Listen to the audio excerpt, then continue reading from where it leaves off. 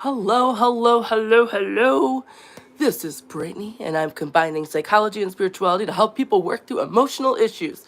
I'm just getting started right now just because I have YouTube Live up and I want to make sure that because like it records as I'm, right as I get started. So I am also live on TikTok. I got a tuning fork here, and I am I would say about 67% better. I'm fighting influenza A in addition to walking pneumonia. And so I've been down and out for about 5 weeks. And I feel like I'm just now kind of getting back up. But my amount of, I don't know what you call it. My energy level is pretty low. But I am excited. I want to be here. And I would like to, do some readings and hang out with you guys and reconnect and get back in the stream of doing what I've been doing all this time. I am still setting up, so bear with me. I haven't opened up a healing realm yet. And yeah, I don't know what else to say about that. But yeah, so I haven't opened up a healing realm, and I am not I'm live a little bit earlier than I usually am. I wanted to go live because it's raining. I have the window open. I'm excited about it. I have enough energy to stand up. Okay, just but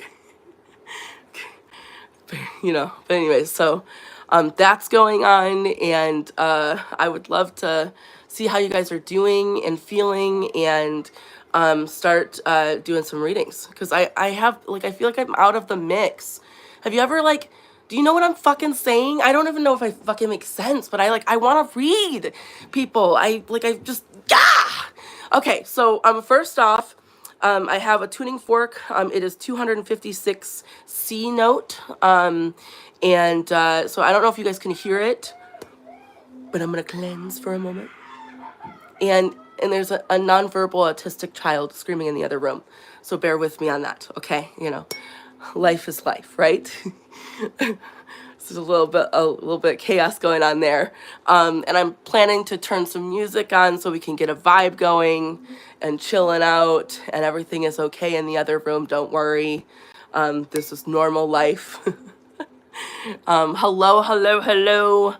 So throw in the comments, how are you doing? How are you feeling? I would like to feel your guys' energy, and get pumped up. If you're wondering how to use tuning forks, it's pretty fucking easy. I can show you guys in the live stream how to play with a tuning fork. Some people get scared of this stuff. I don't really know why exactly, because from a holistic standpoint, it's just very good energy.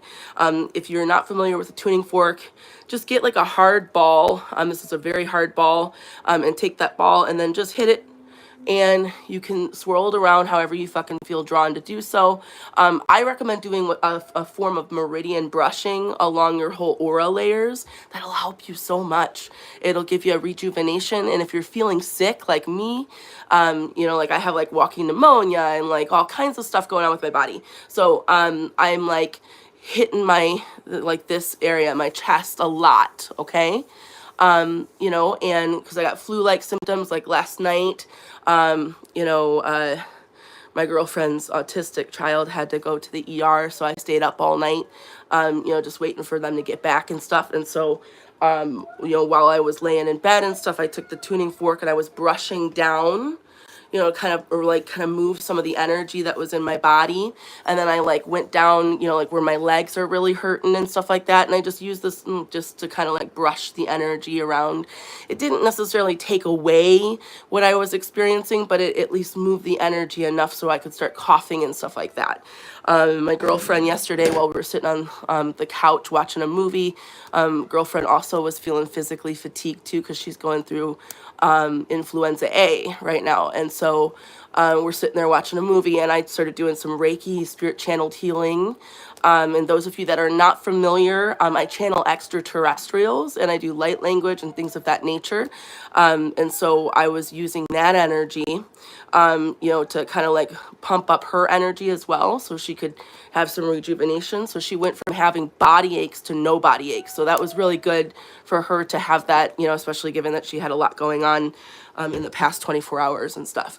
Okay, so how are you guys feeling? That ball, I always lose that ball. Okay, the ball is sitting down. I have what I need there. I've got a Gatorade. And I'm going to put on some music in a second. I'm going to lock the doors.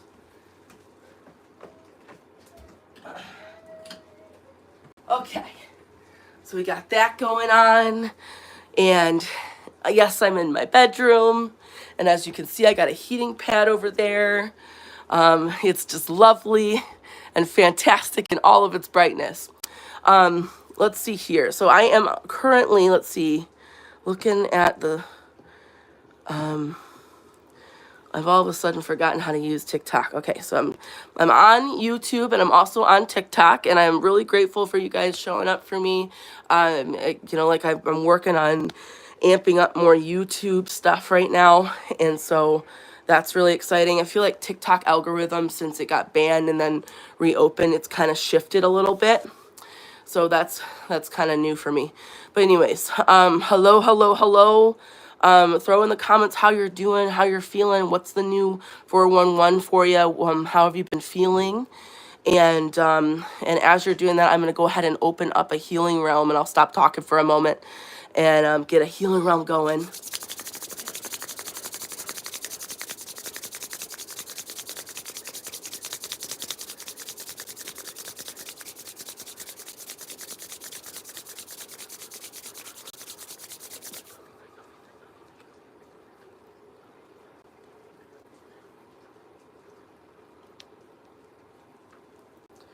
And what I'm doing right now, I'm using light language.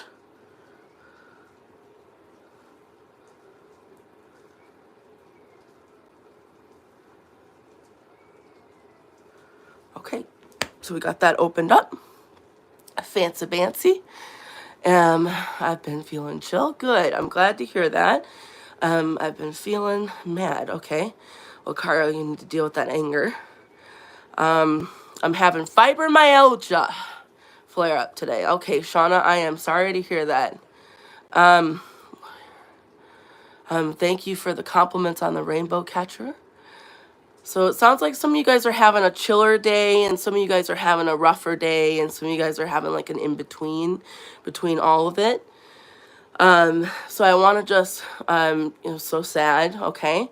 So it sounds like there's a mix of emotions. So let me ask you guys, what do you do when you feel a feeling like that? When you get like mad, or you have like sadness, or you have something like that coming up for you?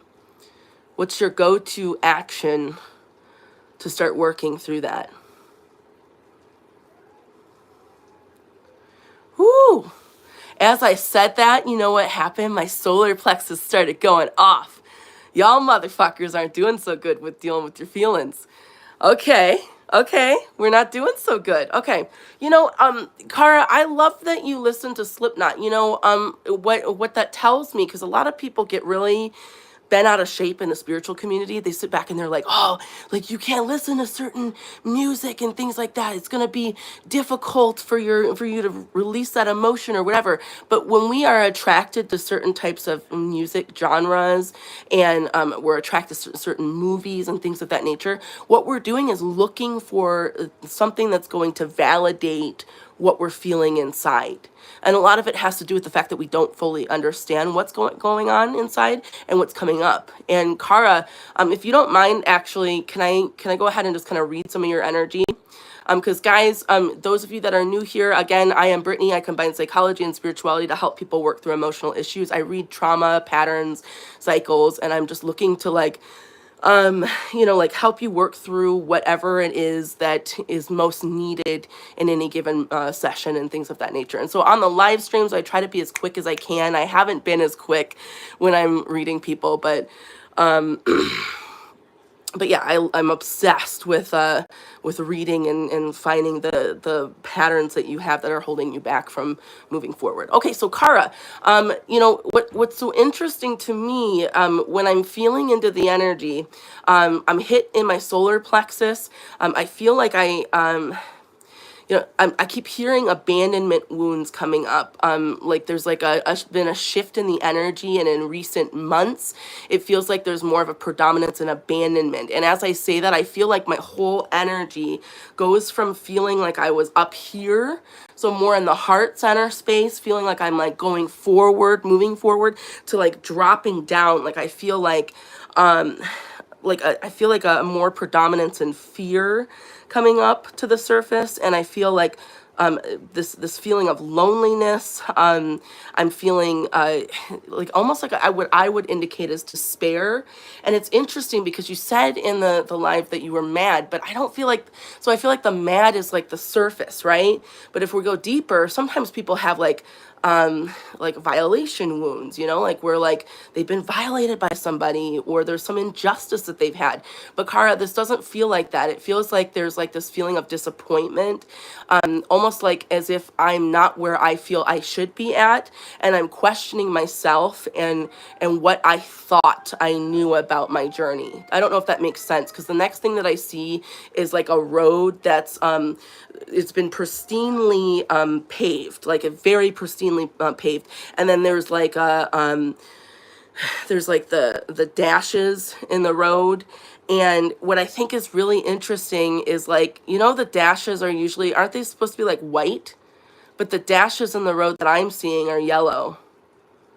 And I'm confused because that doesn't make any sense. That's not supposed to be what the logic is, but I feel like that's very symbolic. And this road, this pristinely paved road, also has a lot of rain on it. Like, and it's been like seeped in with wetness.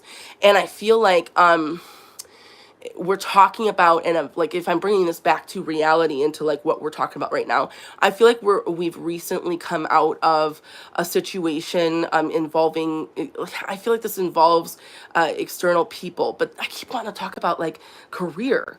But I feel like this also is oriented around like what I identify as family, because I see myself walking away from a home, and then I see myself trying to branch into what I know and what I identify as my world, and what makes up my sense of self. But I'm very pristinely distracted right now by everything going on in my home. Like I have my girlfriend has an autistic child, and he's crying right now, and I'm like hyper fixated on that energy. I feel like you're getting distracted very easily by the stuff that's going on in your environment, and it's making you feel almost like you're like there's a lot of self-abandonment going on right now. And so if there's a thing that I can tell you to focus on, it's not what it should have looked like.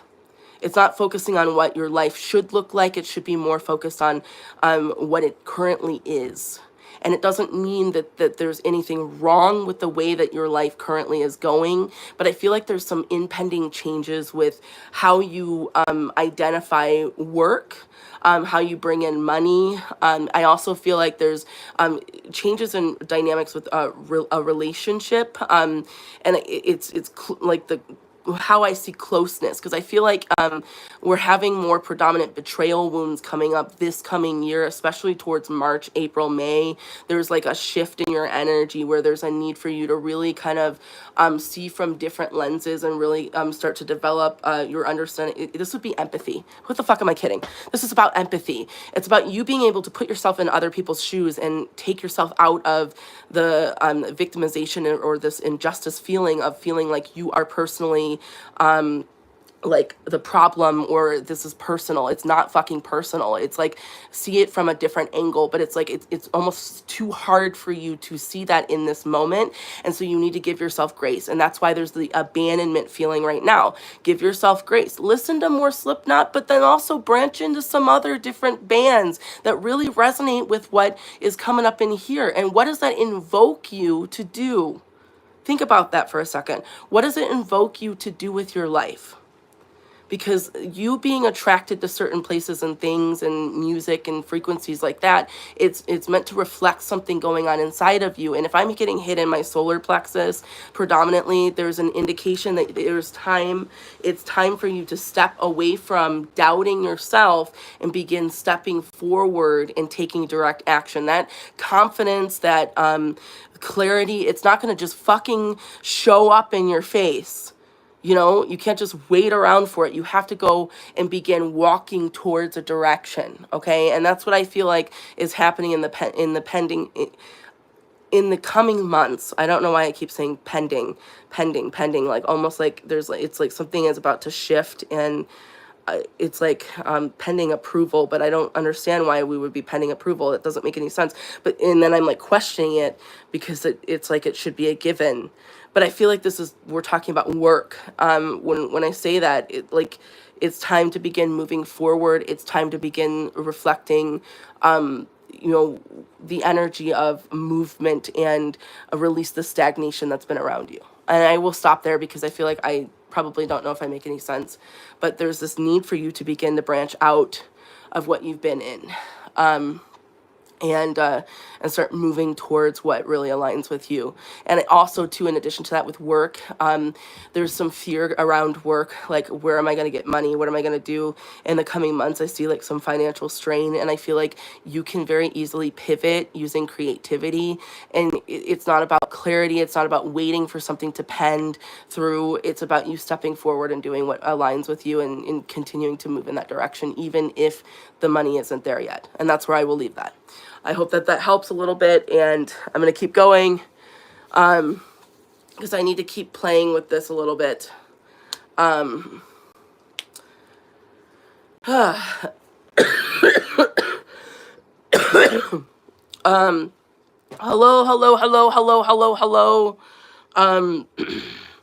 Thank you.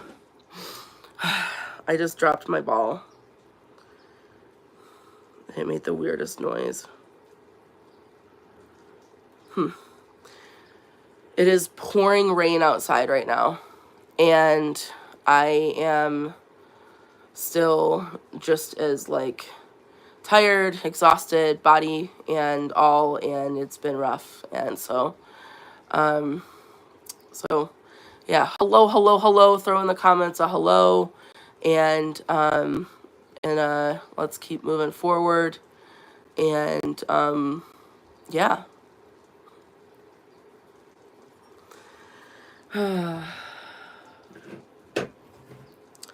This ball literally keeps falling. I don't even know why I try to get this ball out every time, and it like literally falls every single time. Okay. Hello. Welcome in. Okay, guys, so throw in the likes on the live stream, and we'll keep on going. And I'm just gonna keep reading people and seeing what comes up. And yeah. And while I am standing here trying to keep that momentum, that energy up, I will share with you guys what's new in the neighborhood. Raining. We're 20, so I have been like about 20 to 30 miles from the nearest fires in LA. And I love that it's raining right now. I kind of wonder if it's raining over there. But it's pouring rain. It's been pouring rain for like probably an hour. So that's kind of nice. Could have used that rain a little bit ago, right? You know, like I pray that it is. So, you know, I love this rain. I wish I felt better so I could run outside and enjoy that experience. So what is the latest? What's the 411, guys? Like, it's been, there's so much that I have to say about like, impending content that I'm going to be creating. So I'm excited about that. There's so much that I want to like, talk about with people, and, yeah, so it's exciting. Very, very, very, very exciting. But anyways,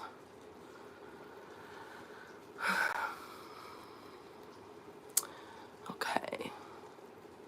Shoot, give me 1 second, guys.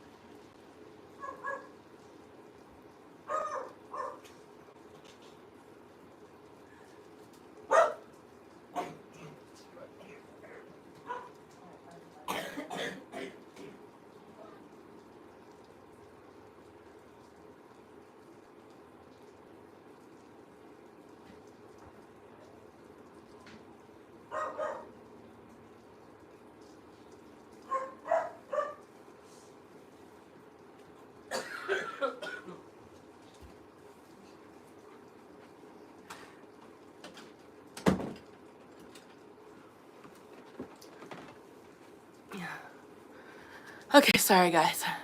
So how are we doing? Okay, I had to go and get like stuff, and then I was just, yeah. So how, okay, so it's raining. I have been sick. How are you guys feeling? And that's where it's a little bit of like a distractive home today. How realistic. Oh boy. Okay, so um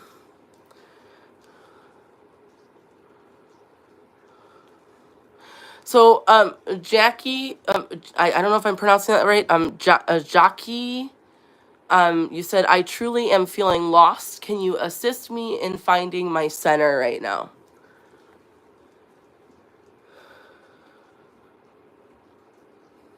Are you still here?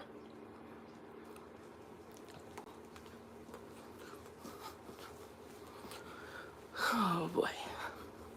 Keep up the energy. Keep up the energy. Okay. So, Jackie,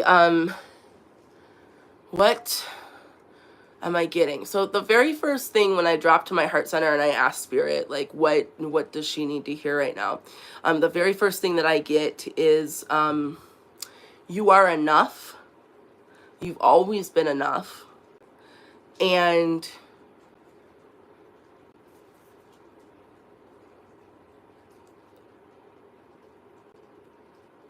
it's time to let go. And I don't know why I'm saying it that way and why I'm getting a message that way, because that's not usually my reading style, but like the very first thing that's coming up for me is like, you are enough and it's time to let go. And as I say that, I'm getting hit in the back of my heart chakra. And I feel like we're talking about past betrayal. Because, like, okay, so from a Chinese medicine standpoint, when we're talking about the back of the heart chakra, we're referencing specifically the energy of, like, anytime it's the back of the chakras, it's referencing past experiences where there's been pain or trauma or things that we're storing and holding on to.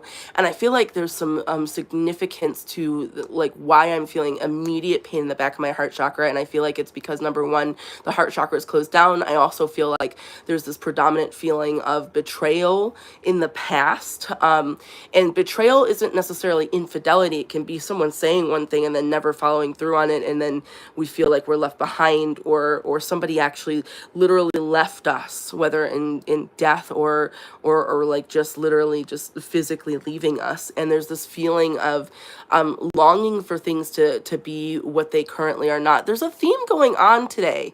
And I'm interested to know how many of you guys really feel this way as a collective, because there's almost like this feeling of like longing for things to be what they once were, but not actually having them show up that way. And then a part of us still feels like it has something to do with the fact that we don't feel like we're good enough, which is interesting. I'm like really kind of sitting in this and feeling what, like this, because like I'm getting a lot of heart chakra pain.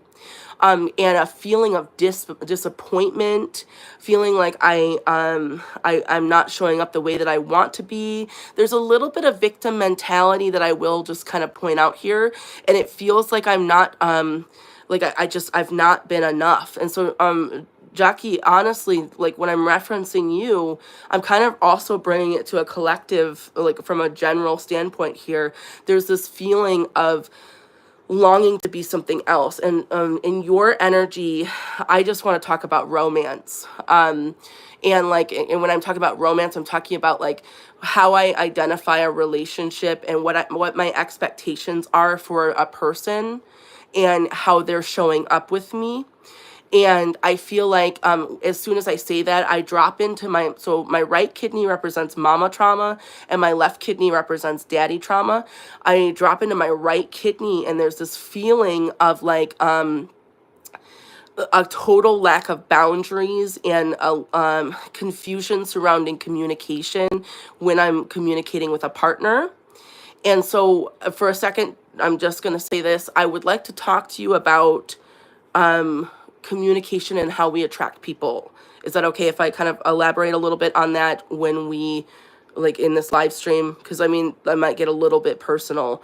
I've been trying to keep things a little bit more generic when I'm in a live stream, because like I don't want to like go too much into, okay, because I feel like, you know, like with it being a live stream, guys, like it's like the public, right? And like I'm like, I don't want to like go too much into like the trauma and like the garbage that people are going through. And so I don't know what has shifted inside me about that. But it's so interesting, because I used to not be so, I just used to kind of like rawly say it, but I feel like it just hits different. It's interesting. Okay, so with that said, back to you, Jackie. So we're talking about communication and how people show up. So my right kidney going off indicates mama trauma, and it's not necessarily like this equivalent of like painful experiences. Like it feels like there's this pain that's going from my hips all the way down my legs, and it's about movement forward and stagnancy. And I almost feel like when I look at mom's side of the family, and we're starting to talk about like generational patterns and things like that, mom's side of the family feels like it's like this, like it's specifically the women from each generation. There's a feeling of stagnancy, like I'm like almost in this like mud where I can't move forward. I'm stuck at the whim of whatever my partner says, or whoever around me externally like gives me permission or approval to do so. And so then it like makes me critique certain boundaries, and like I kind of like forego what I think I need for other people. And then as I'm even talking right now, I feel like I cannot even like it's like I am afraid of saying certain things. Like I'm constantly afraid of saying what I really want to say, when really I just need to say what I need to say. And I feel like that's what I'm referencing when I'm referencing mama trauma. I feel like there's some pain there, where there's a lack of like communication, comfort, nurturing, compassion, and kindness. And I feel like we need more of that. It sounds like I'm hitting it on the money. You said 100%. So let me just factor you this. So for you, in a relationship setting, like romantic relationship, number one, you're going to be more apt to attract in partners who have deep communication issues. They're also going to be lacking empathy, so maybe a little bit more predominant narcissistic traits. I'm careful to say that, because I feel like all of us actually have narcissism. Okay, I feel like depending on how much trauma we've experienced in our life and how unhealed that trauma is, we definitely promote more on the narcissistic side of things. But I will say that you would be more predominant to attract in partners that are like that, where they're a little bit more invalidating. They might have words, but they don't back it with actions. And they're going to have more what looks like to me anxious attachment. You know, they have some avoidant traits, but it's more anxious attachment traits. And I feel like you're more like quick to avoid or disconnect when it feels like it's too overwhelming. And so the big thing for you to do here would be to learn, like honestly, if you could like read books, or like just listen to an Audible, or like listen to some speech, like TED Talk speeches on YouTube right now, it would help you with communicating differently. And I feel like it's really, and it sounds like I hit it on the money here, but like it's really important for you to work on finding a way to get more in touch with your feelings. And it's not that you don't have a capacity for feelings, it's that there's a little bit of a detachment, because you feel like you've had to kind of put everything aside for others in the past, and you've kind of foregone your own sense of self for others.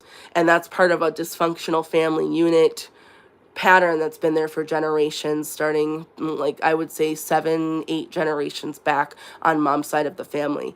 And so what you want to do is learn different ways of communication, and this is about you. And yes, you could adopt the let them theory. Everybody talks about that, which is great. But in the end, from a holistic standpoint, we're talking about letting go. We're talking about you getting more comfortable with the uncomfortable of somebody not agreeing or validating your experience. And instead you go, okay, I'm going to say this, I'm going to do this, and you're not waiting for them to give you approval. You just go start doing it. Right? So that would look like in a setting where you're like, I have a lot that I need to say to you. I'm currently needing some space at this time. I'll be back around 5 p.m. I'm going to go take some space for myself so I can cool off a little bit. And then you go and actually do that, and you allow them to freak out and have whatever fucking happens. That's just a random fucking example of that, but take it how it resonates. But the point is, like, learning to kind of like balance that, and then understand that it's not about you explaining yourself. It's about you holding the situation accountable, and then you walking away and doing the thing that you need to do to release your energy and feel more that you are in your power in this moment. Okay? And I'm going to leave that one there because I feel like there's so much more that I want to say, and I feel like I'm going to stop in that one. And thank you for validating and giving me feedback in the live stream. I love that. Okay, so with that said, let's go ahead and keep going. Let's get the likes up to like, I don't know, we're at 33,000. Let's get it to like, I don't know, like 45,000. I think we can do that. And while we're doing that, let's, does anybody have any spiritual questions that they want answers to right now? Bottle, water,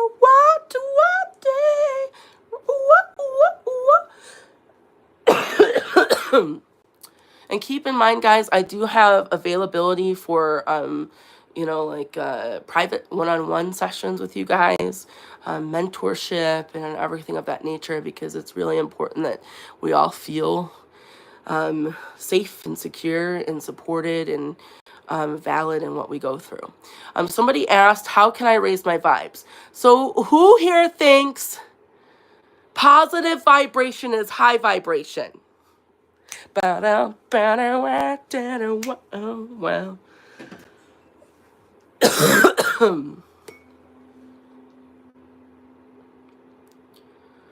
Don't all say it at once.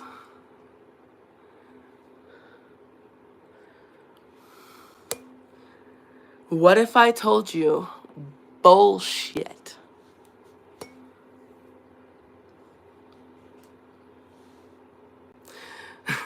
Diane's caught on.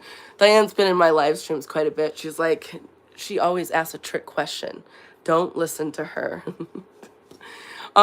So what if I told you high vibration isn't necessarily positive or negative? It's neutral. Case in point, technically speaking, anger and rage could be considered a high vibration. Oh yeah, I went there. Somebody in the live. Oh, yeah.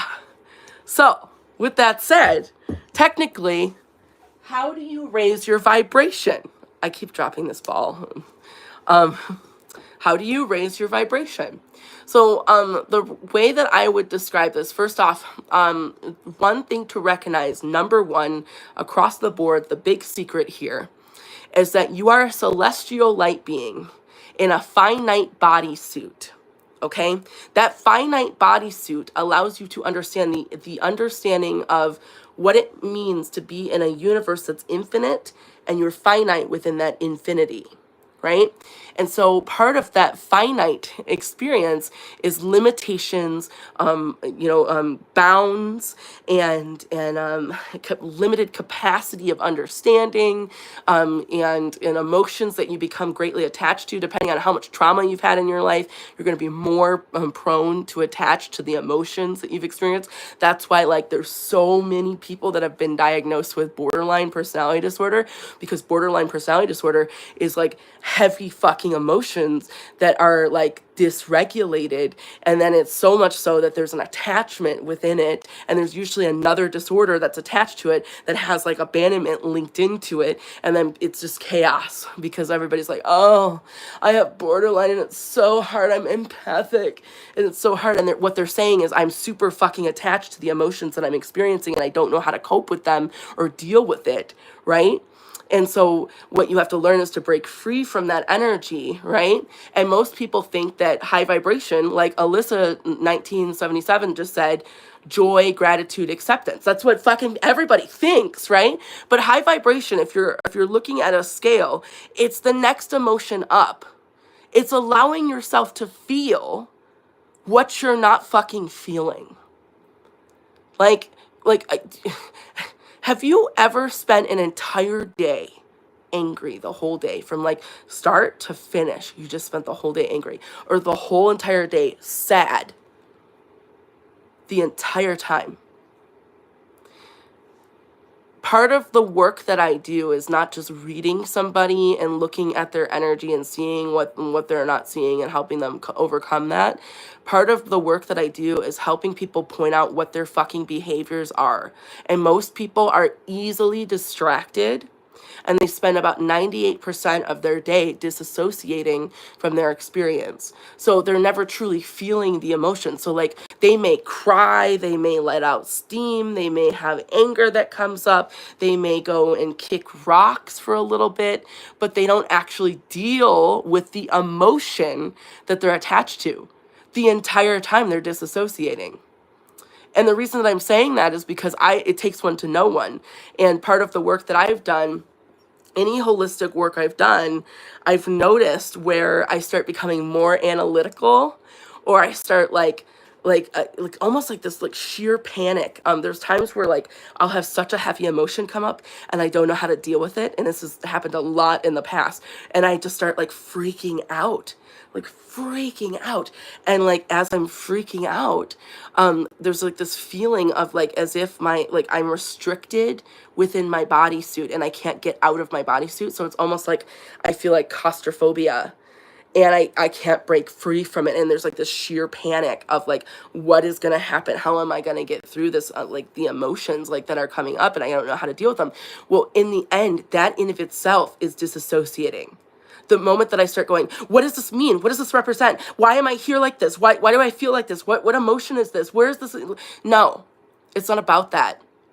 So how do you really feel an emotion? That's how you raise your vibration, is allowing an emotion to flow through you without attachment of how it's showing up or what it fucking represents or where the fuck it came from. You just let it flow. And part of that is like feeling into your bodysuit and really like letting it hit wherever it's hitting. So like say you have, I don't know, I'll play with it right now. I'm gonna like show you guys, okay?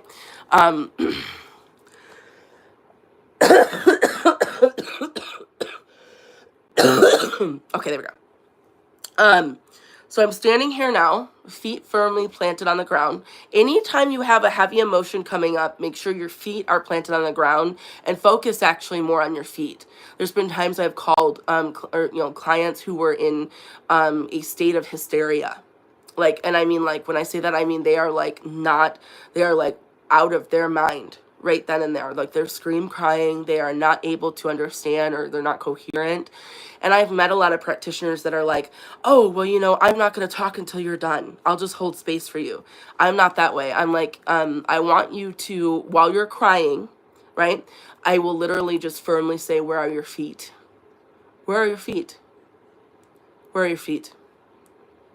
And every client that I have, every mentorship client I have has been through it, where they're on the phone with me and they're crying, and I'm like, where are your feet? My feet are up in the air. I'm on the bed. Blah blah blah blah. And I'm like, I want your feet on the ground. Before we do anything else, feet on the ground. Feet on the ground. Okay, all right. And I want you to breathe with me, and we're gonna breathe together while you're going through this. And I'm right here with you, and you cry until it goes all the way through, and that's it. And I'll sit there and wait while they're breathing. But the whole point is, if you are firmly planted on the ground, if you have your feet on the ground and you're focused on looking at your feet, what you will notice is that, number one, you're going to be more apt to stay in your body. And then number two, that emotion doesn't feel like it's that overwhelming and consuming. There's something about feeling firmly planted. Number one, I think it's the grounding part of it, but it's not that you're firmly grounded in that, but staying present as well and focusing on, okay, I'm on my feet. I'm literally standing on my feet right now. That kind of keeps the balance. Does that make sense what I'm saying? So the focus is on that, right? So if I'm going to do a quick exercise right now and feel into my feelings, my feet are firmly planted on the ground. I'm kind of doing a quick body scan. I started with my feet going all the way up, just visually looking at my body. I feel something around my solar plexus and then my heart space.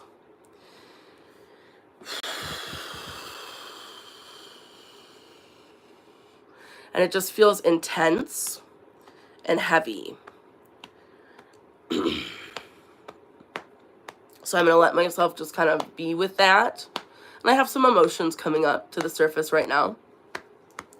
I feel like it's a little bit of internal anxiety, like the fear of rejection or the fear of judgment, because I am on a, TikTok live and YouTube live.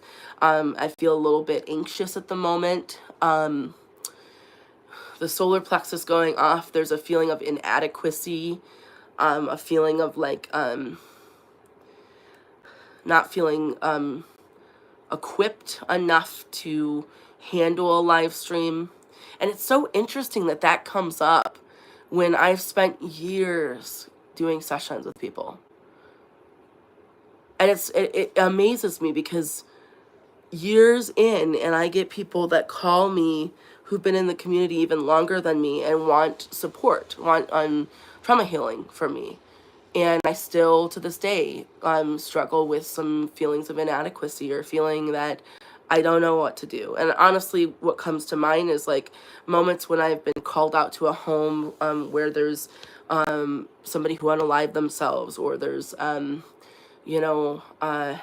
like a sudden passing. And I'm going into the home and they're not looking for me to do necessarily just mediumship. They're looking for grief support. And so I'm going in there with like every holistic technique that I have, and I'm going in there with my spirit guide team, and in those moments it's like a complete and total surrender. That's the only thing that you can do at that point, is just kind of like surrender what you know as true and in what you want to happen. That's a big thing. It's always what I think that I want to happen that I have to kind of accept that it's not necessarily what can happen. Ooh, that's so hard. So yeah, there's some emotion there. And it's so interesting to me. The feeling of self-doubt, questioning yourself, it doesn't matter how many people give you feedback, how many good sessions you do, it doesn't fucking matter. Because in the end, like if you're really feeling that feeling of self-doubt, that is such an internal battle that very few people can overcome. Most people spend their whole life attached to that self-doubt. And in recent years, it came up and it heightened, and I've had some pretty come to God moments with myself. I guess you could call it like come to Jesus moments, where I've had to like really just come to terms with, hey, this is how I'm showing up. This is what I have to offer. This is what I'm doing. This is the direction I'm moving in. And in the end, it's not about me. And I think that's the biggest thing. And I think we spend so much time doing the work that we want to do, and we make it so much about us because it is such an internal job. But at the same time of it being an internal job, it's not about that at the same time. It's so interesting that it's that way. It's so fascinating to me. And then also, I guess I'll share this with you because, like, I wasn't going to share this, but I guess I will. You guys want to know a secret that I was, like, planning to, do a video on? I was planning on making it, like, a longer video, too, on, like, YouTube or something. So, how many of you are in the spiritual community?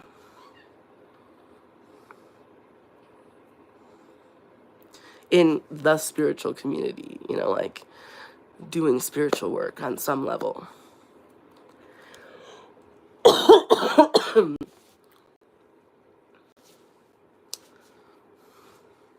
Okay, okay. There's quite a few of you in here.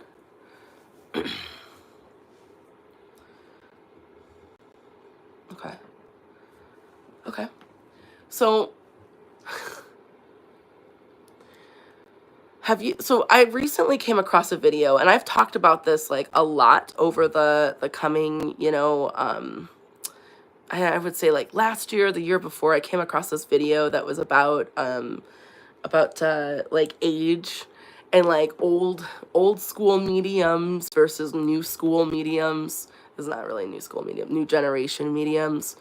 And like people have talked about like, is it an age thing? That's like, because like a lot of the new generations who are coming into their own, into their psychic work and things like that, they're all like kind of more, I guess you could say, more quick to pick up, you know, like techniques and things like that. And I'll just kind of talk a little bit about my life. I've spent my entire life, and this is what I think is so fascinating. Me doing this psychic work, I see, hear, feel, smell, taste, and know the spirit realm, right? My entire life has trained me to do this work. Literally growing up in a like a dysfunctional family, in a trauma environment, constantly having to look over my shoulder. As horrible as that is, the silver lining in it is that it trained my abilities even more. It fine-tuned me to where when I walk in a room, I can smell fear, and then there's an odor to it, right? When I look at a person, I can look at every aura layer and see exactly what the fuck their problem is.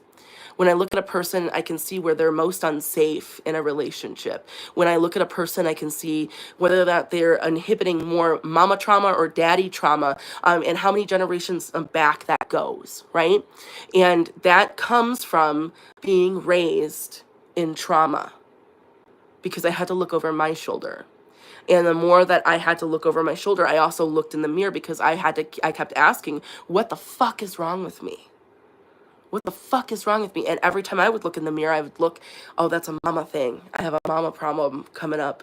Oh, this is a daddy trauma. And it wasn't enough for me to just say that. I needed to do something about it. So I wanted to discover every possible way that I could work through what emotions were coming up. Oh my God, this happened, blah, blah, blah, blah. I need to work through that, right? So I had that coming in right off the bat. But what I didn't know is that I've spent lifetimes, at least, so that I've had hundreds of lifetimes, right?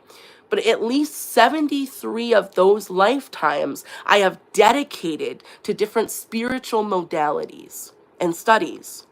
So as I started branching into more of different spiritual communities, and I started opening up to different modalities like Reiki and quantum healing, and spirit channeled healing, and the chakra system, and you know, and the Bible, for instance, because I'll even put that as its own little thing. It's not a little thing, but like every single thing that I touched that was spiritual, I have a rich history from many lifetimes coming in that's channeled by just touching it. And then not only that, I have a rich ancestry that relates to that as well. My great-grandmother was a psychic, and then my great-grandmother from the other side of my family was a medium. And there's this like this significance to the rich ancestry of like feeling like I'm so in alignment by stepping into my spiritual. Like I would be doing this even if this wasn't work for me. I would do it anyways, because that's how much it aligns with me in every fiber of my being. When I touch something spiritual, when I touch a crystal, when I touch a book, and like that's just ancient knowledge, when I, sit down and I start doing automatic writing, when I do meditation, when I'm connecting with spirit in the various ways, it is such an intertwinement that's so within me and then out.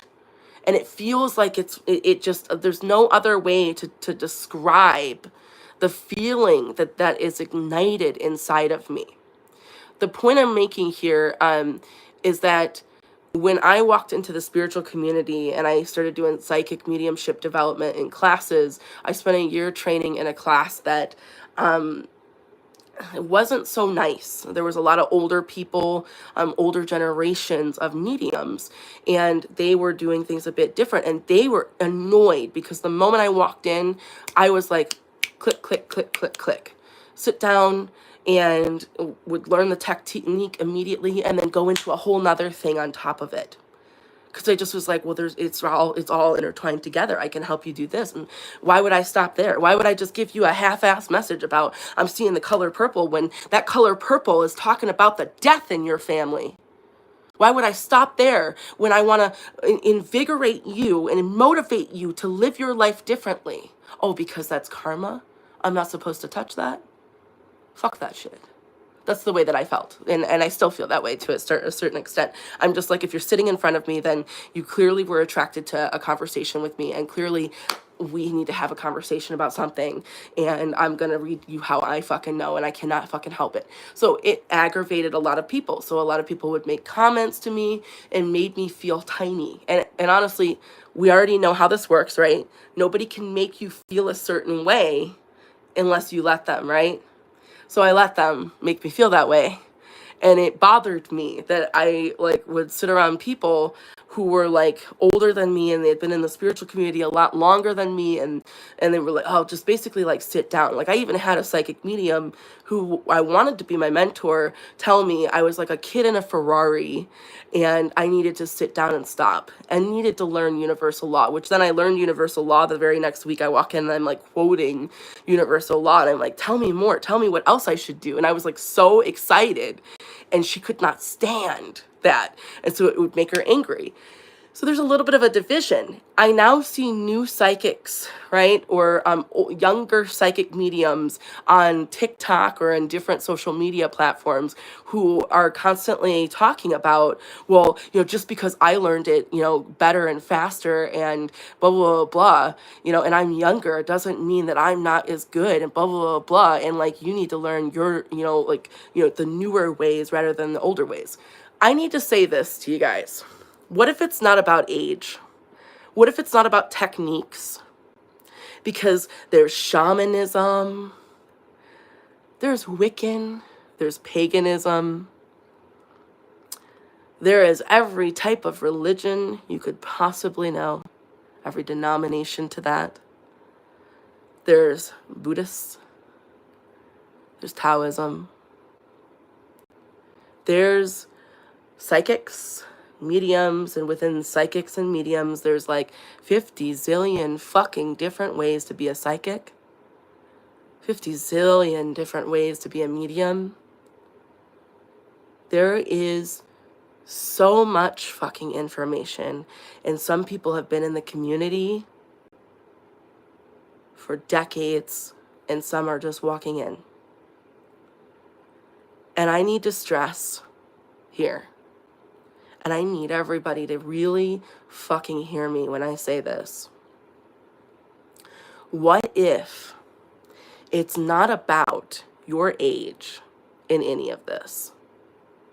What if it's about the fact that, like, the older generations, spiritual people from the community from the 80s, the 90s, or even 70s, 60s, who were channeling, the veil was a lot thicker and it was a lot more difficult to raise your level of consciousness in different eras based in the timeline that people were living out.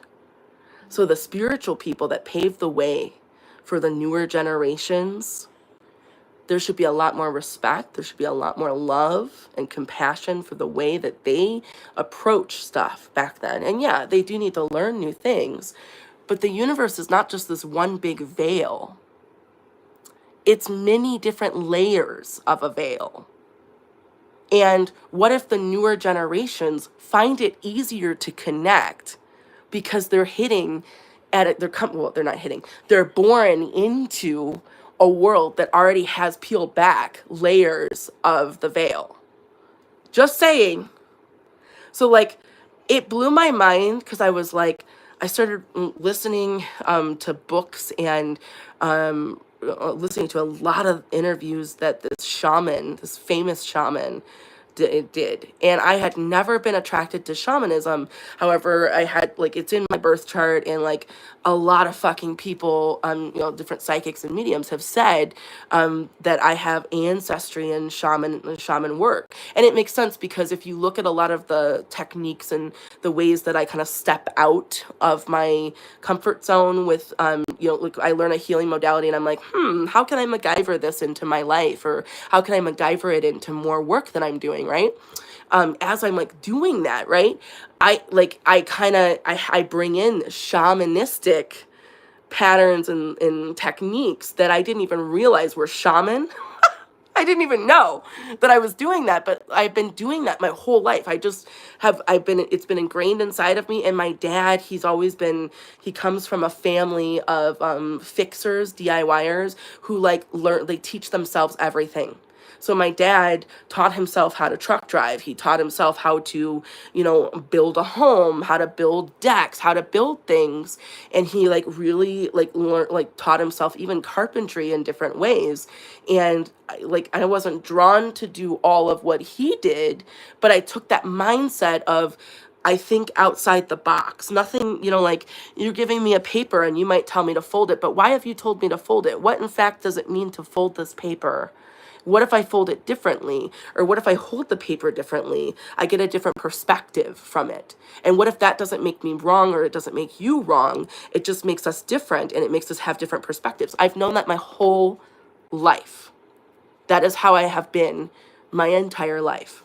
And so when I touch a healing modality and somebody says, oh, you can't do it this way, I'm like, what would happen if I did it that way?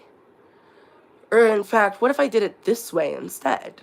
So I've taken parts of past life regression techniques, quantum healing, psychic work, chakra work, different spirit channeled healing methods, some of Reiki techniques, and combine them together with Chinese medicine to help people. So when you book a session with me and you're sitting in that session, I use different healing realms and different spirit symbols, I guess you could say healing symbols, that amplify your chakras, so that when we're in a session, I can teach you to do mediumship. I could sit there and literally walk you through every step of a technique, how to do mediumship, and you'll see it, or you'll feel it, or you'll experience it based on how your body, it just amplifies all of the chakras in your body, so that you can then start working towards whatever it is that you want to do with your experience here on Earth, whatever the fuck that is.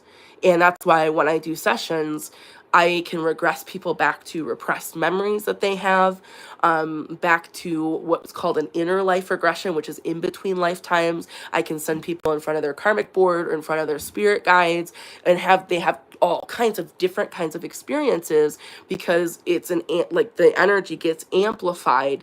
And I would have never known to do that unless I was playing with a bunch of fucking shit and I had the brain to think outside the box and not just sit there and go, oh, well, I guess I'm going to do it exactly how I was told to do it. I'm like, no, I'm going to take this, I'm going to pour it into this. No different than when I learned breath therapy. I looked at the studying of breath therapy and I sat back and I'm like, wow, this is great. However, if I just solely do this, that would be awful. I want to do this and this. And what if I did this? And if that does that to the body, what if I could do this and this to push this out of the body, while simultaneously having them do this, which then causes this whole nother kind of experience. So it's shifted a lot for me. And I just keep playing with it, testing out different theories, looking at different ways to help people experience their own sense of their understanding of their energy, or come to more terms with what's going on in their life. Because really, ultimately, that's what this is about. And the same thing with past life regression. I never regress somebody back without them having felt into the person that perpetrated something to them. Meaning, I literally will not regress you back to a past life unless there's a trauma there that we need to heal. And then when we go back to that trauma, say it's I I don't know, the most recent one that I did was a slave and their master.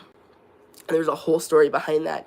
And when I regressed that person back, I like had them feel into what that was like to be the master as well. And they're like, I can't do it. I'm like, no, the fuck you're going to, because every single experience that we have, there's a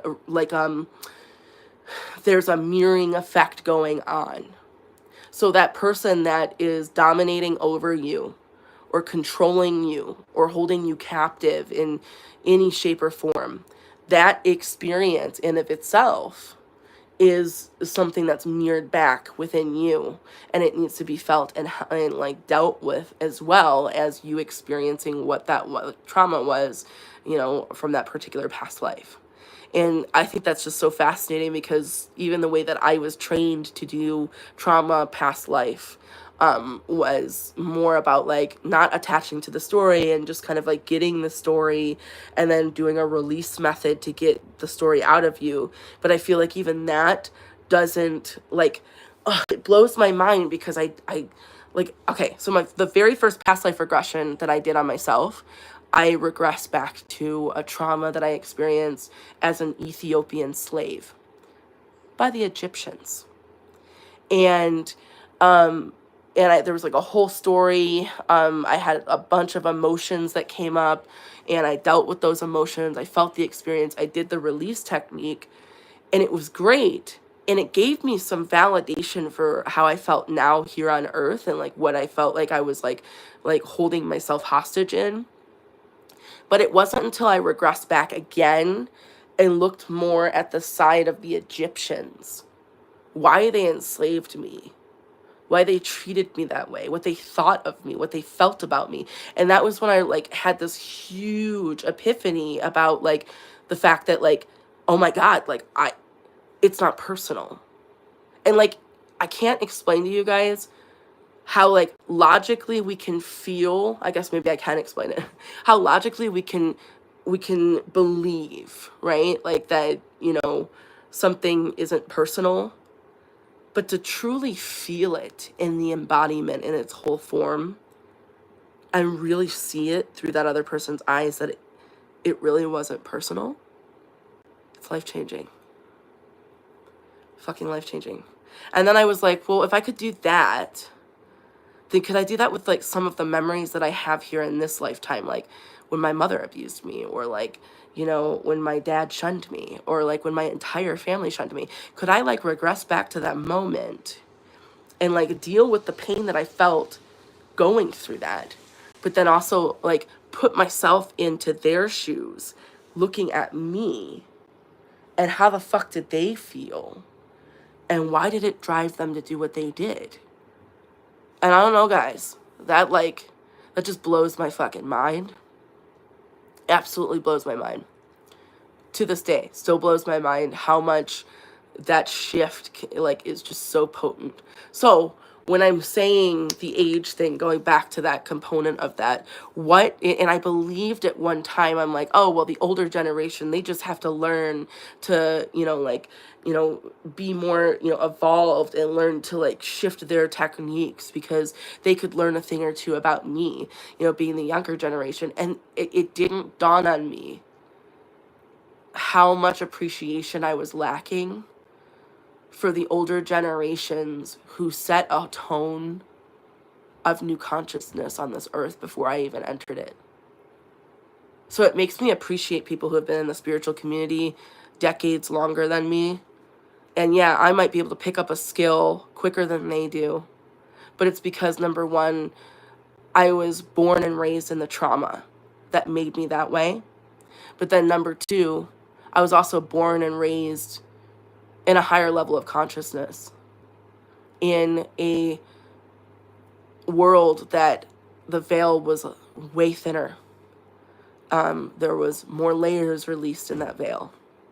And to recognize that and identify that, and then have appreciation for those that came before me who have different techniques, who have learned different ways, and it was harder to channel.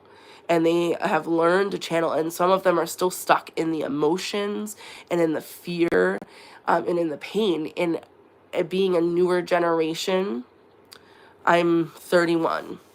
Being a newer generation, I get to step into this energy and bring it all together too with them, and really embody that sense of no one is greater than or less than. And I can have gratitude for the ones that walk before me. I can also have gratitude for the ones that are walking in front of me, who I'm paving the way for as well. And so I encourage you guys to embody that energy and recognize that there is no right and wrong to this, that it's not even a matter of differences, because if you think about this universe, it reflects perfectly back to us the polarities, right? But even us identifying a polarity from, like, like a right to the wrong, or a yin to the yang, a white to the black, we're embodying the consciousness of differences, right? So we're not even really at that evolutional state where we're seeing it all connecting back together. I don't know if that makes any fucking sense, because the whole point of coming to Earth is not sitting in the differences or in the individuality, but it's coming back to a sense of divine oneness. It's meant to come back together and connect within that same energy. And that is really fucking important when we're moving forward in our lives, and we're connecting, and we're doing things, and we're experiencing life from all these different lenses. And it can be very hard, because that's what sessions can be used for too. It's like, how do you find your sense of self and in your own sense of discovery, when there is so many different spiritual modalities, and there is so many different abilities, quote unquote, and like, so what is your calling? How do you find anything when you're feeling lost or confused or conflicted? And that goes for anything, not even just spiritual, but even the essence of, like, maybe you've been in a career a certain amount of time and you started getting laid off, or it just is no longer aligned with you. And it just feels like it's not the embodiment of what you once felt you should be. And it's just this, like, how do you move forward with that? Like, how do you get the clarity you need when you're feeling that lost? And I think everybody goes through that part where they, like, go through all these different experiences, right? And they are, like, so annoyed, because they're just, like, they want to pave their way, and they want to move forward, and they felt like they were going to move forward, and then it's just like they're lost now. And so it's finding your way, and it's not about somebody telling you, oh, you just got to do this, right? Like, it's not about someone saying, oh, you were destined to make a Gatorade. I think it would be nice, like, at a certain level of consciousness that we sit at, I think it would be nice to have someone tell us that we just have to make this thing, and that's what we were destined to do, right? That would make it, like, 1000% better. Hi, Aisha, sorry, I can't pronounce that right. I'm so sorry. Hello. So hi, people on YouTube. Hi, guys on TikTok. I've been rambling for a little bit. I usually get in a little bit of a ramble state, only because, like, that's how I channel a lot. So, like, it just kind of comes in, so you get messages here and there. So yeah, but, like, wouldn't it be nice to, like, have somebody just tell you that that was your destiny, and it's just simplified? But I feel like this goes back into the alignment of, how shitty would that be if somebody told you what your destiny had to be?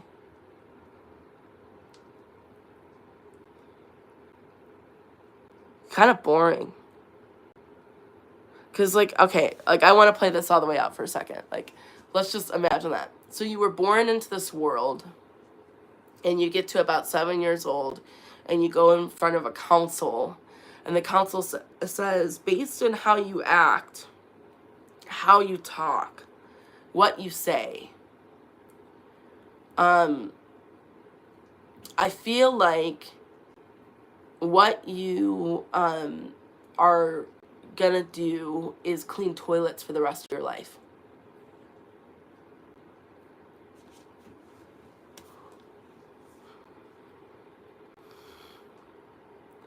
which I don't think there's anything wrong with cleaning toilets for the rest of your life.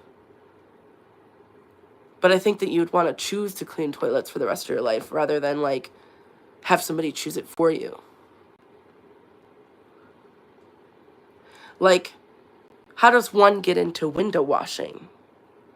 Like, I was born and raised in a family who were all window washers, so I like started doing window washing from a very young age, and like I fell in love with window washing. And for a long time, for about like 11 years of my life, I owned a business doing window washing. And it was my pride and joy. It was everything. I loved window washing. I loved making a window clean and like the pristineness of the track cleaning and like the perfection of cleaning the dirty ass like screens and the different types of screens and how they pop in and out of the tracks. I loved that. I fucking loved that work so much. I loved the excitement of the customers, how happy they were with me. That job, while it was mindless, it was one of my favorite jobs. And I chose it. But could you imagine, like, what the fuck would happen if you didn't have a choice in that? If you were confined to do what everyone else told you to do? I think there's like a whole beauty in being able to do what actually resonates with you. Like to be able to like follow your calling and find that calling. Like, and I think that part of it is scary as fuck, right? Because like you don't know all the time what that calling is. And so I think there's a fear that happens when you've been through trauma. There's like total like feelings that come up where you're like, oh my God, like if I, what if I make the wrong decision? What if I like, choose to make Gatorade and I was never supposed to make Gatorade.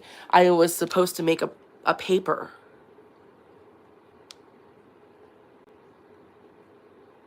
Do you get where I'm going with this? I don't know if this makes sense, but I think that's what people get, why we get so lost and we get so in our head. And then there's people in our lives that tell us that we're not worthy enough for it. And they embody the very energy that we feel inside of us, because the universal law of correspondence states that our inner world directly reflects into our outer world. And then there's also another universal law called the law of relativity. And the law of relativity states that the universe itself is actually neutral. It's not for us or against us. And it's us that draws relativity or non-relativity to any situation. So you may have an emotional attachment to this Gatorade bottle, or you may not give a shit about this Gatorade bottle, but it's all equivalent to how you felt due to past experiences that you're drawing relativity to. So maybe in the past, your mom or your dad, who's now passed away, handed you this Gatorade bottle, and you have an emotional attachment to it. Or maybe in the past, this was all you were allowed to drink. So because of that, you either hate it or you love it. That's relativity. You drew relativity to that particular object, to that particular thing. And it's so different than the people, places, and things that show up in your world. You choose the clothing that you wear. You choose the hair that you put on your head. You choose the way that you talk. You choose the people, the places, the things that show up into your environment based in the relativity that you draw to it, or the non-relativity that you draw to it. And you have to be in the likeness of that energy. So law of attraction, universal law of attraction, says that you have to be in the likeness of that frequency of energy. So in order to have the Gatorade show up in your world, you number one have to go to the store and purchase it, correct? Unless somebody gave the Gatorade bottle to you. But in order to have the Gatorade bottle, you have to go and actually seek it out, meaning that you feel the relativity to this particular Gatorade bottle. There's a part of you that either thinks that you need this, or you feel drawn to pick this up and drink this because that's what you need. Does that make sense? I have Gatorade because I have diarrhea. I have had the flu, okay, and walking pneumonia. I am a little bit transparent here, okay? Sorry. But I have Gatorade, and some people are like, oh, it's just sugar, you know, you shouldn't be drinking that, you know, because you have throat problems, and, you know, that's not going to help your walking pneumonia. Well, I don't give two fucks, okay? Dehydration is a problem for me right now, okay? That's why. Did not need to know that, but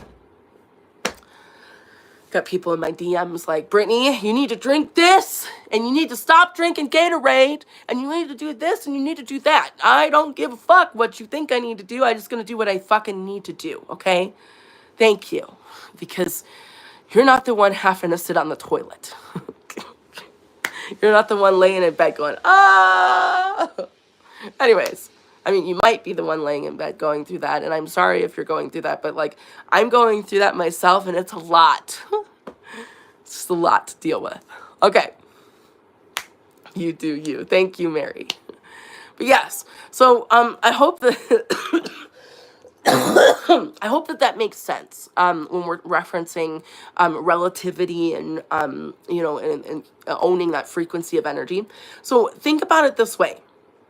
You know, if you go your whole, and it's not all about trauma healing or anything like that. It's about you really stepping into your own. Jay, no, but a lot is about to happen. Year 2025 is a rough one. It's been a rough one. 2024 was rough. 2025 is rough. 2026, part of it is a bit rough. Throat chakra is a little bit locked up. I think you need to watch your mouth a little bit. Just going to say that. And I also want to stress heart chakra. Right now, more than anything, strategy plan for you. Focus on really embodying the energy of a higher self. And I'm going to be very honest with you.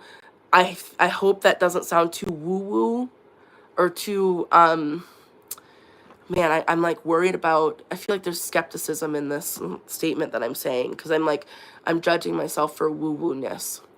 I feel like you need to work on what does it look like to embody the energy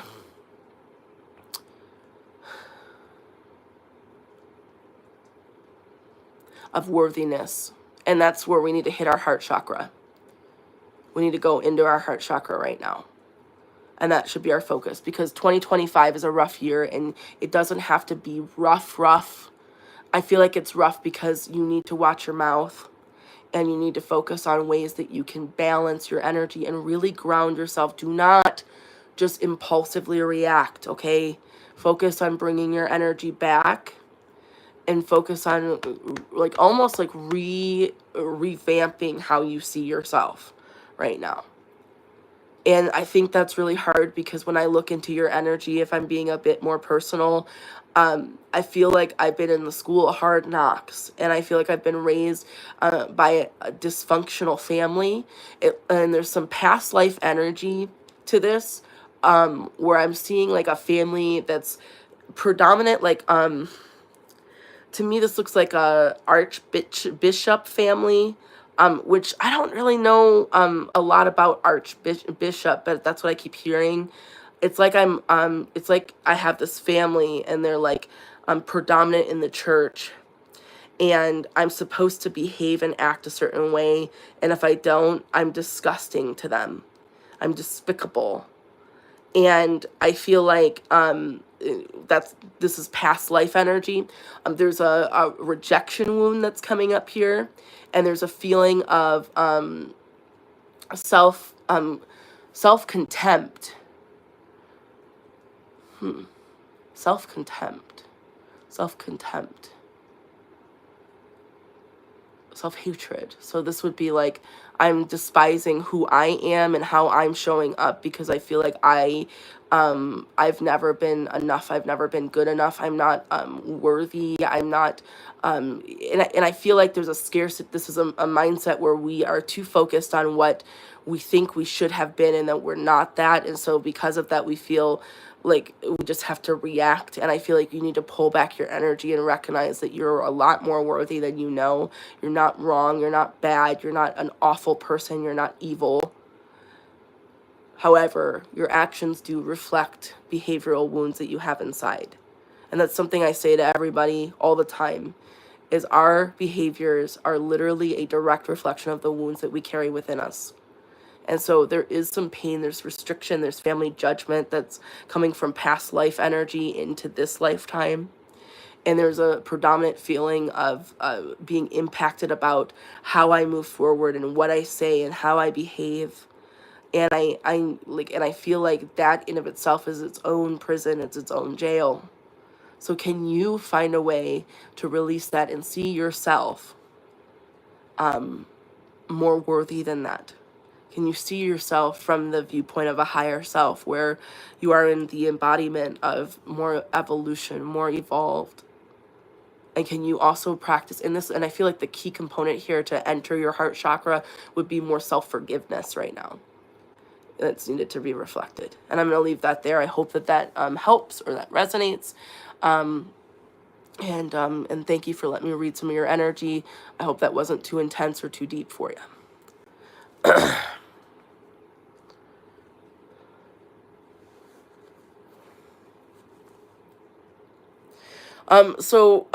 Aisha, you asked the question, is Zed honest?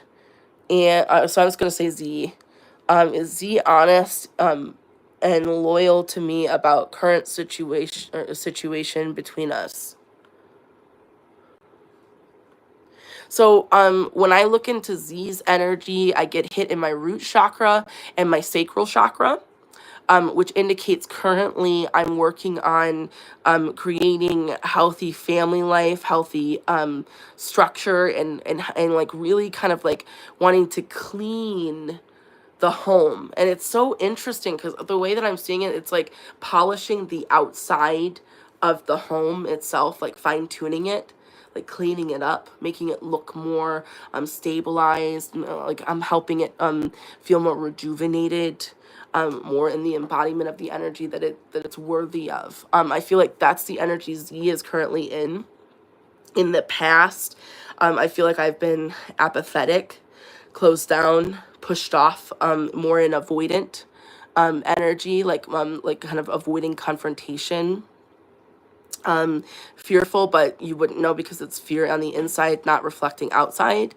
And my throat feels sore, and I feel like in the past, I feel like I've tried to explain who I am, and I feel misunderstood completely. So from that angle, seeing all of that about Z, and then looking at your energy, I would say that there's honesty, and there is a sense of wanting to move forward and step into healthy energy. Now, in the long term, I feel like you need to work on your betrayal issues, right? Like your trust issues. But I feel like the betrayal that I'm referencing here is a lack of trust within myself that I then project onto people, places, and things around me. And then it builds a story. And it doesn't mean that that story is not accurate or valid. It's very valid and accurate, right? Because a lot of times we attract in people, places, and things that are reflecting, right? Law of correspondence, reflecting the very energy that we have within us. So the betrayal that's coming up, right, would reflect that, right? So there's a need to really focus on grounding and finding ways to embody that energy that really aligns with you. And the big key component here is like if we were sitting in a session together and we were talking about Z, I would want to talk about what makes you fearful about this connection. And when I say that, I'm not talking necessarily about actions or non-actions that this person did. This is more of a story that's being embodied here. And there's a need to really look at what story you've been telling yourself for a long time, even before the connection even came into fruition.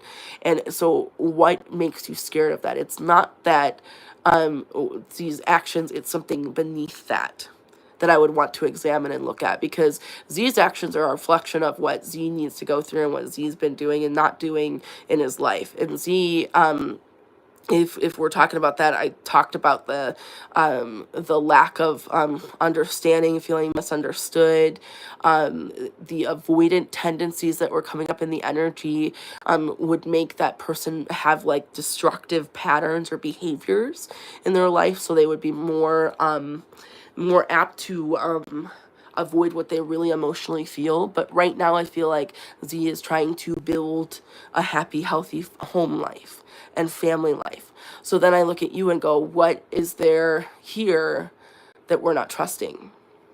And that has nothing to do with Z. And if you think that it has stuff to do with Z, you need to go back to the drawing board and look deeper at what's coming up here. Because it's not, and I see the message here about him talking to other girls and flirting and things like that. That's fine and dandy. But like I've said here, it's not the actions this person is displaying. There's something beneath the surface for you that's been playing out a lot longer than this relationship, than this connection. And what I'm encouraging you to do is go deeper with that so that you can find that pattern that's keeping you locked in. Does that make sense? And there's a lot of betrayal wounds here. And in one way, you could even say there's a wall up that you have. Currently, yes, I do see him loyal. And I will say that in the coming future, there is a large possibility. Okay, who the fuck am I kidding? There's a possibility. No, who the fuck am I kidding? By March, April, the energy shifts again. Okay, so right now we're doing great.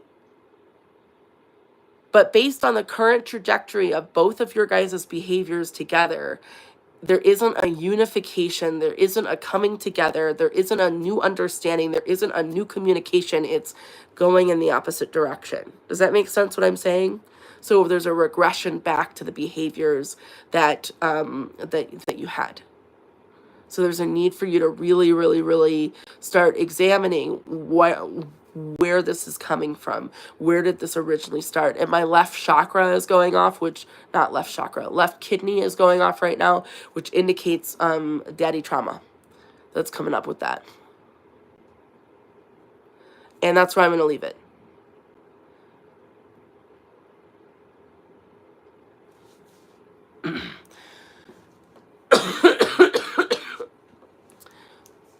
There's so much more that I want to say about that. But I'm going to stop there because like the left kidney is going off. That's some daddy trauma, which there's like invalidation wounds. And I feel like when we're talking about betrayal wounds, it isn't necessarily the actions of others. It's literally this feeling of a sense of self-betrayal in early childhood, about 7 years old. Oh, my God, I could go on for hours talking about your energy. And that little 7-year-old needs so much fucking love right now. And honestly speaking, do I see you and Z together like long term? You know, no. It doesn't have that good energy that's healthy and safe and, you know, and balanced. There's a lack of stability in that. And I'm sorry that that's what's coming up. But that's the reality here. And so there's a need for you to focus on grounding yourself and really kind of seeing yourself through what your next step is and really what aligns with you. What do you need to feel more connected? Because right now the energy looks great. Z looks great. Z's like polishing and cleaning the, you know, the confines. Like I saw a person outside with a like one of those like buffer thingies buffering up the sides of the house, like making it sparkle and shine. And I love that, but there's also a symbolism in that because we're buffering up the surface of the house, not actually the inward part of the house. And to me, I'm like, well, why is there a hyperfixation on cleaning up how the outside looks, what people see on the outside, right? Versus going in and cleaning out the guts of the house and making it more stable. You know, like, why is that person focused on that versus that? Does that make sense what I'm saying? So without me directly saying it, you know, you need to really examine what is this person's intentions, motives, and and what can you do to feel more aligned and connected with them and supported in the way that they need to like you need to feel supported and safe. And that's really important for you to think about, because you already have betrayal wounds. Messing around with somebody who is more focused on the external stuff and not focused on the internal, not focused on the depth of healing and growing and grounding, that's going to make you feel more unsafe. Because, you know, like, it's great if it looks great on the outside, but where's the fortification and stability and the structure? Does that make sense? I hope that makes sense. And I understand you guys are getting married, and that makes it all the more interesting that that's what I got from that particular read. I think I actually have to, like, pull you guys closer and take a seat.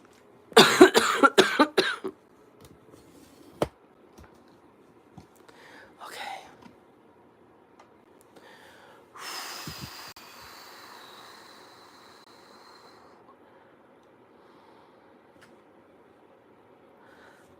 Oh.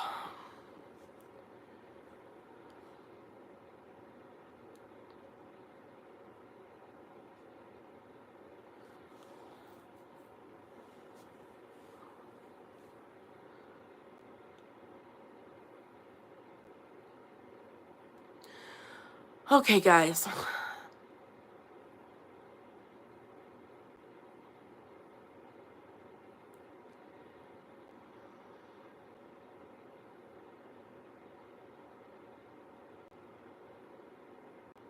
Just taking a minute to sit down for a second.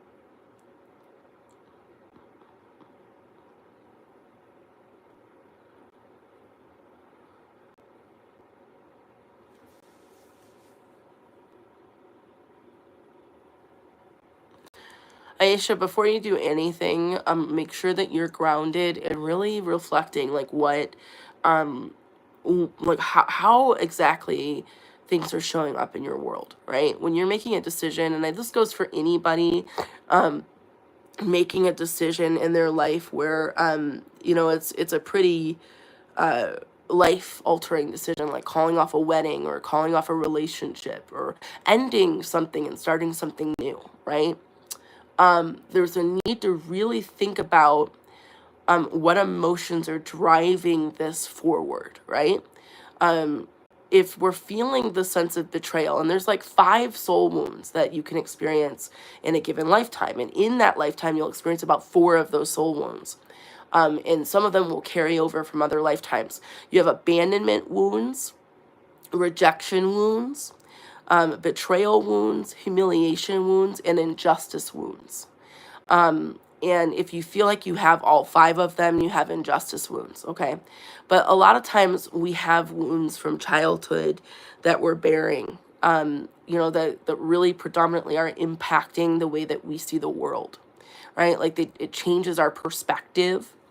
And we are really honestly limited to our perspective of understanding based in the experiences that we had in this lifetime, and as well as our capacity of knowledge that we have within those experiences, and as well as our attachment to the emotions that connect us to those experiences.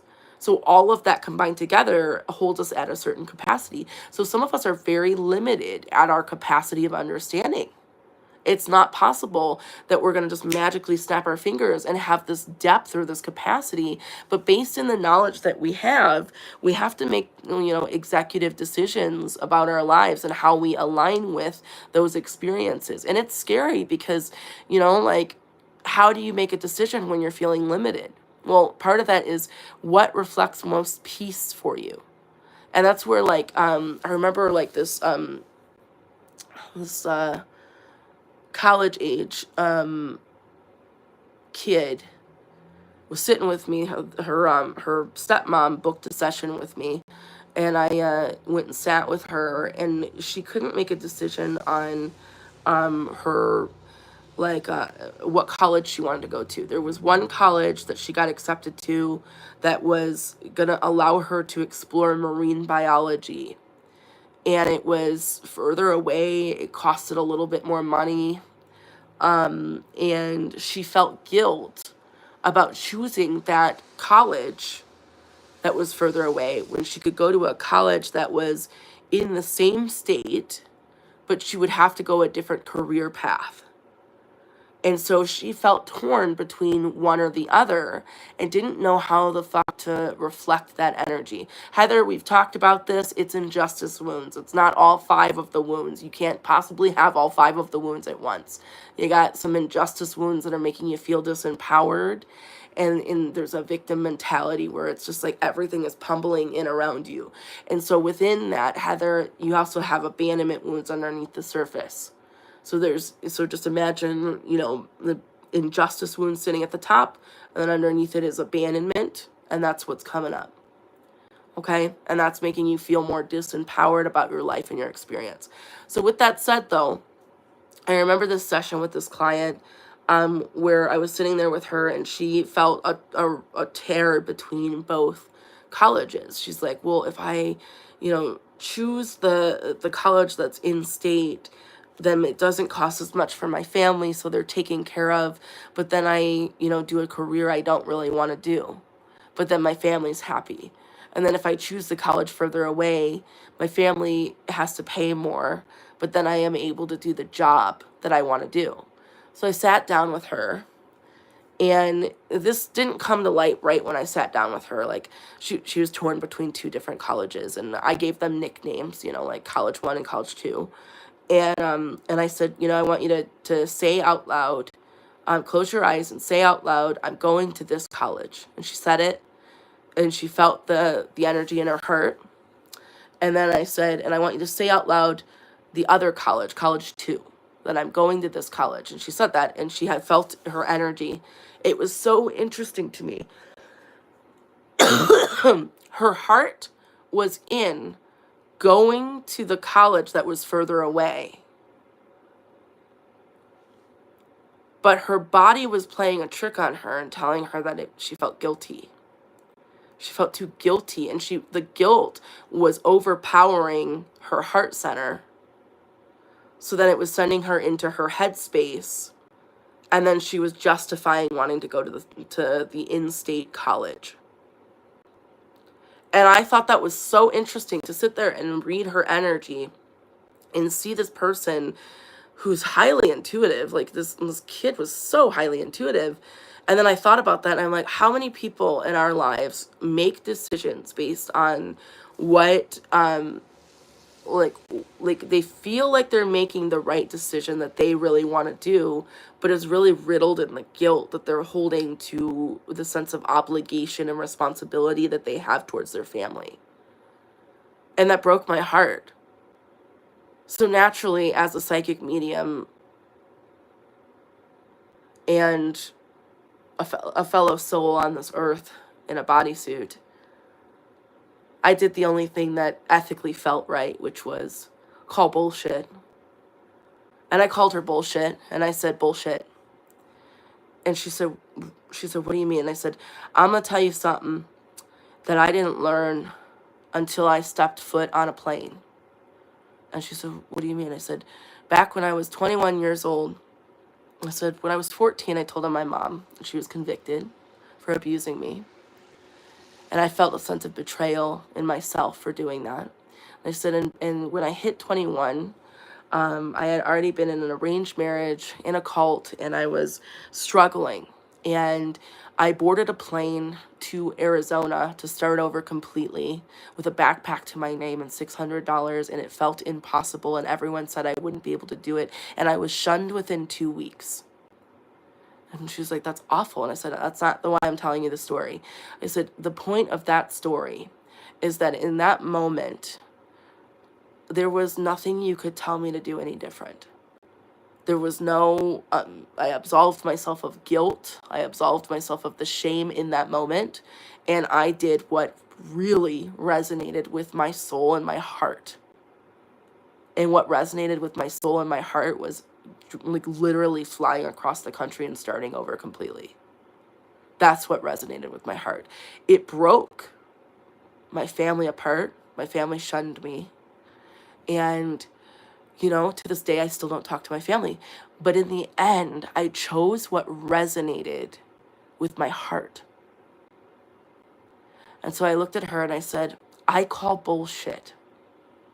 It doesn't matter what I say. It doesn't matter what your parents say, what dad wants, what mom wants, what, you know, stepmom wants, what, you know, your brother and sisters want, what your friends want, what your boyfriend wants. What the fuck do you want? And you only do what you want. And she looked at me and I said, this world operates on you living your life fully, doing what you want to do. And it doesn't matter what other people think. They will align with that. Your parents, they'll be upset. They'll have their little, you know, bitch fit, whatever the fuck they need to have. Let them have it.